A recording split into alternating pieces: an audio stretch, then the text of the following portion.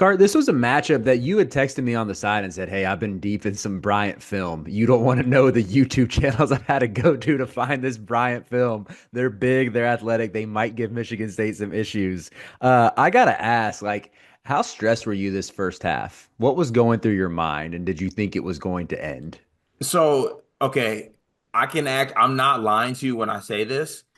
I truly wasn't as stressed as people thought I actually should be because once I did do that deep dive into YouTube channels not known to many men, um, I kind of understood how this game would kind of play out. I did think that Bryant would do enough to kind of make things tough, right? And they would have some surges and they would have some moments where you're looking at these guys and look, just like aesthetically speaking, these guys look like they belong, right? Like they were long, they were athletic, they didn't really have fear, but they ran out of gas. Like they don't have the guys that Michigan State has, and eventually Michigan State just keeps on hitting. They wear on you, they wear on you. We go in with a 5 point lead after a legacy half from Cohen Carr who Bryant Barstool Twitter page told me I'm supposed to be afraid of a guy that averages 8 and 3 and he puts 15 upon your head top, all dunks and just like flying across the court. He was incredible in the first half after I think Michigan State got off to a very slow start. Jace was kind of nowhere to be seen early. He ends up coming on and being Jace. Some other guys struggled early. Turnovers were very prevalent early as well. But I think that Michigan State is the type of team that they just wear on teams like this, right? Like you got to be able to have the soldiers and the dogs to go a full 40 minutes with this team, or they will wear you down. And I think that Michigan State did do that in this game. And not sure who came up with the phrase. I usually give like Andrew Jefferson credit, whatever president that was, but good teams win, great teams cover. That's all I gotta say. Love combining both Andrew Jackson and Thomas Jefferson to make a new president to There's coin. actually not a president called Andrew Jefferson, is there? There's not, no. Yeah, I think when you, again, credit to you for putting the work in to do the deep dive on Bryant. I mean, even looking at some other high major teams they played, you go back to mid-December, they played at St. John's. At halftime, that score was 45-41. I don't know if you covered that in your deep dive or ever talked about it in the preview or anything, but that's just a note I found in preparing this to see like, yeah, when you look at just the starting lineup up and down, it's all dudes 6'6" or taller. And I felt the same way watching this team that was like, these guys kind of look like they belong. Like Connor Withers sort of had some point forward vibes type going. I was honestly surprised when I saw he only put up 3 assists in this one. I mean, Earl Timberlake has been in school for forever and was a legit McDonald's All-American who played at both Miami and Memphis. Uh, Jumper still looks like Sean Paul's in that legendary video he sent us like 3 years ago. I don't know how it doesn't matter how long he's been in college. That jumper is still broke.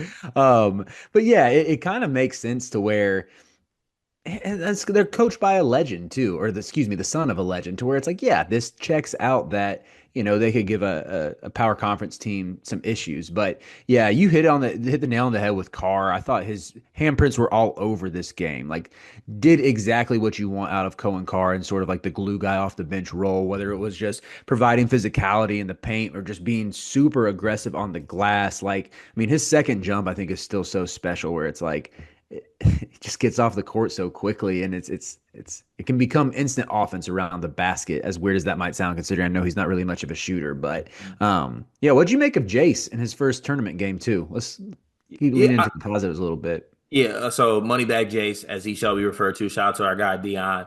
I thought he got to a slow start in this game. He got to a slow Mhm. start. Looked a little bit, maybe, a little bit, little maybe some jitters here for a guy who hasn't shown it all year. But once again, like him being the player he is, he settles in. He gives you 15 in this game, in a game that I really didn't think he played all that well. And he's still able to knock down 3 3-point shots in this game. Did a little bit of everything. He ended up having a really good game, and um, I mean, Michigan State dominated this game on the glass. I think we out rebounded them 54-29. Michigan State had 21 offensive rebounds in this basketball game. Like we were all over. And one of the greatest parts of Cohen Carr's development as a basketball player, and I mean, I'm gonna talk about it more in the off season when that time does come.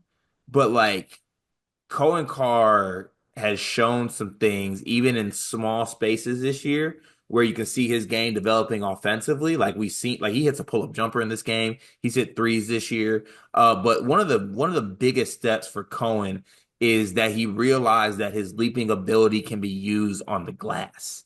And he Mm-hmm. doesn't do it consistently every game, and I think he can do it. But I found myself watching last year. I'm like, there's no way that this guy can jump and sit on the top of the glass, but he only gets 2 rebounds. It makes no sense. But in this game, he's incredible. He has 6 offensive rebounds, and everyone he got back, the second jump was on that rim, on that head top. Like, what do the kids do this day? Come on now. Oh, that hurt. But I think that everyone on Michigan State was very aggressive on offensive glass. Carson Cooper in 17 minutes, he had 4 offensive rebounds, gives you 6 and 9. You look at what Michigan State's bench is able to do compared to other teams' benches. All right, 46 bench points, dude. 46 bench points is insane. I don't care if it's against a 15 seed. yeah, 46 bench points is wild. all rise for the Jigathon, man. You get 4 threes from Trey Holloman in this game. He was just, it's a luxury to be able to have guys like that, contribute, and then you also get the starters doing enough. Jaden Akins was a little bit off in this game, but we need him to be this player that shoots 15 times, and he had 10 3-point attempts, and I thought all of them were good. He just didn't make a lot of them, so like I can't get too Mhm. mad at it, but. I think Michigan State as a whole was just able to wear on this team, and you dominate the glass, you wear on this team. Turnovers were an issue a little bit. They settled in a little bit in the second half, I must say, but all in all, they kind of ended up just taking off on this team, and they shut the water off defensively too. Once Mhm. again, like Bryant wasn't able to hit threes, and they also weren't able to hit from 2-point range as well. And look, there were some guys on Bryant that didn't necessarily play to the level they are able to. Like we have seen, I think his name was Rafael Pinzon. Like he's had some really good Mhm. games this season efficiently as well. He couldn't find it tonight. And, Mhm. you know, that's partly Michigan State, I think, and also partly he just had a bad game. But I think sometimes when you talk about guys having bad games against Michigan State, it's because like you get frustrated, I think. Like these guys are just like always on your heels and they're always there. And like it seems like they don't get tired because they kind of don't because they're fresh. Yeah, I mean, I'm blanking on the team that I said this. Oh, I said this about Maryland. I'm sorry, y'all. We've been recording. We've been recording a lot of these videos. I'm like, which video did I say this on with Dion? You could tell watching Grand Canyon down the stretch against Maryland that they were just tired. They were sick and tired of having to go up against a ton of physicality. And I feel like that's the same thing that happens even with Bryant being a bigger team. That because I mean, y'all go 10 deep and you have size. Like, even if, look, I've heard you complain about Michigan State's front court for 5 years. There's not, it could still be better, but there's not nearly as much to complain about anymore. And they're at least big dudes. And like you can tell that it just affects the psyche of your opponents over the course of a 40-minute basketball game that they can get it out of the mud, as the kids would say. But even like to speak about their effort on the glass, that to me is like what sticks out to me so much about this team, with just doing the little things. And it's part of why I've gravitated to them. I think what I've noticed about myself as I have watched my Tar Heels struggle through a season, which is now over, is I tend to gravitate to teams that remind me in some aspect or another of old school Roy Williams teams. What does this Michigan State team do? They rank 20th in the country in offensive rebounding rate, which used to be a Tom Izzo staple in the glory days. It was like he and Roy, they were always in lockstep on that. It's like we're going to dominate that. But you look at the past couple of years where it's like 144th in the country, 213th in the country, 90th in the country, 91st in the country. Like, what happened to the Izzo I love? He refound himself. Even someone like Jackson Kohler, like maybe it's just because I heard you talk down on this man after he compared himself to Jokic and Giannis and KD and maybe even a little Bron sprinkled in like 3 years ago. But that dude just affects the game in so many ways. Like he's got a really good motor and uses his size and his body well. Like this team is experts at doing all of the little things. And I know we've made jokes for most of the season about friendship, but it's like everyone fits in their role so well to where I actually got a little bit nervous. I will say, as an outside observer, I was like, I can't have my Spartan Dogs go down the same day as my Heels. Right when I'm like ready to hop fully on the bandwagon, I had some flashbacks to that UCLA first four game a few years ago where Michigan State couldn't score at all. They broke out of it though. And I'll even use that to you know lead into the next question. Cart, I know you and I both have Michigan State in our Final Four in our bracket predictions. Mhm. Has that changed at all? Do you feel better about Michigan State's chance to get there now that they've kind of got the gimme game out of their system that sometimes can still trip you up a little bit if you get caught looking ahead? Like, yeah, where are you at on their chances to reach San Antonio? Yeah, I still feel good. I still feel good because I think Jace is a guy, and I think also that like we were such a bad 3-point shooting team that now we're like consistently getting like eight threes a game, right? Instead of going 4 for 29, right? And Hmm. I think if you could sort it on like on Torvik, I'll probably do it after this, but like this is a team that's actually shot respectably as of late from 3-point range. And you combine that with what we got and what's that movie? What's the Disney basketball movie? Double team, luck of the Uh, Irish. no, okay, no, not okay. First of all, Double Team, that was the most blatant travel of all time. No, the one with Corbin Blue. You mean High School Musical? Yeah, is that a Disney movie?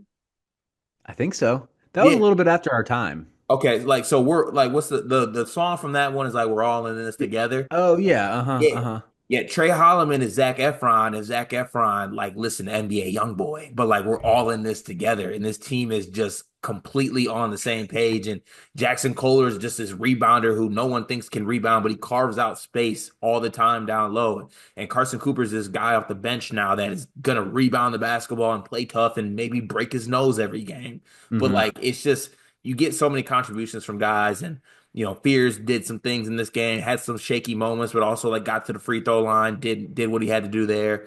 I still feel really good about this Michigan State team, and not to overlook anybody, but like also I spoke on this when the tournament started. I did like the draw for this team to get to a second weekend.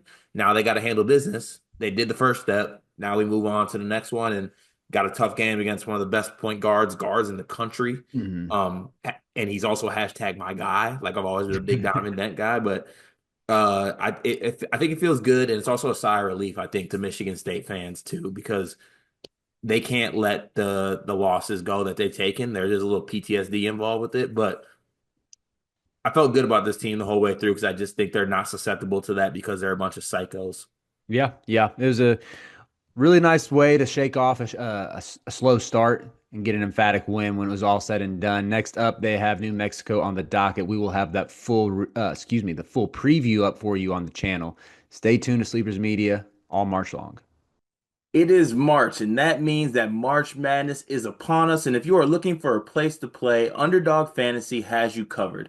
Sign up and deposit using code SLEEPERS, that's code SLEEPERS, to receive up to $1,000 in bonus credit plus a free pick. Head over to Underdog Fantasy today and use promo code SLEEPERS to take advantage of this amazing offer.